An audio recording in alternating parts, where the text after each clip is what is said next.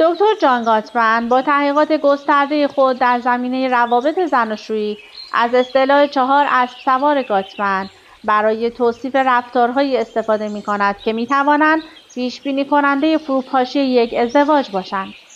این 4 اسب نماد 4 مشکل جدی در روابط هستند که اگر به آنها توجه نشود می‌توانند رابطه را به سمت شکست سوق دهند. انتقاد، تحقیر، دفاعی بودن و سکوت سنگین رفتارهایی هستند که هر یک به شکلی روابط را تحت تاثیر منفی قرار می‌دهند. با شناسایی و مقابله با این رفتارها می‌توان شانس موفقیت و دوام ازدواج را افزایش داد.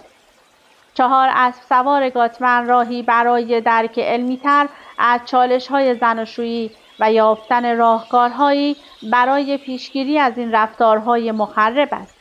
با شناخت این عوامل، زوج‌ها می‌توانند رابطه‌ای مستحکم‌تر و شادتر بسازند.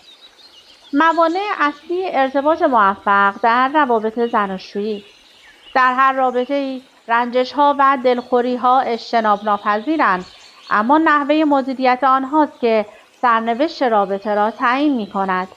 دکتر جان گاتمن با معرفی 4 سبک منفی ارتباطی به نام 4 اسب سوار گاتمن تاکید می‌کند که این رفتارها می‌توانند تلاش‌های ترمیمی را ناکام بگذارند و رابطه را در مسیر آسیب قرار دهند.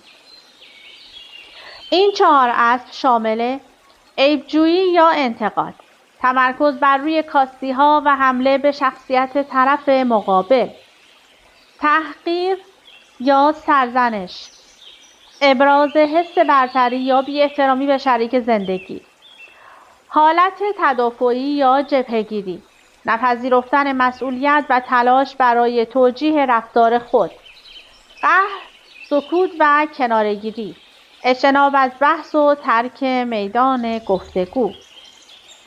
شناخت این رفتارها و جایگزین کردن شیوه‌های ارتباطی سازنده می‌تواند روابط را از مسیر تخریب به سوی بهبود و پایداری سوق دهد. 4 اسب سوار گاتمن ابزار قدرتمندی برای درک عمیق‌تر چالش‌های ارتباطی و ارائه راهکارهایی برای حفظ سلامت روابط است. با تغییر سبک ارتباطی، پایه‌ای محکم برای یک زندگی مشترک موفق بسازید. چگونه رابطه‌تان را از نابودی نجات دهید؟ برای اینکه عشق و صمیمیت در زندگی زناشویی شکوفا شود، باید 4 اسب سوار ویرانگر را که دشمن آرامش و ارتباط سالم هستند، شناسایی و مهار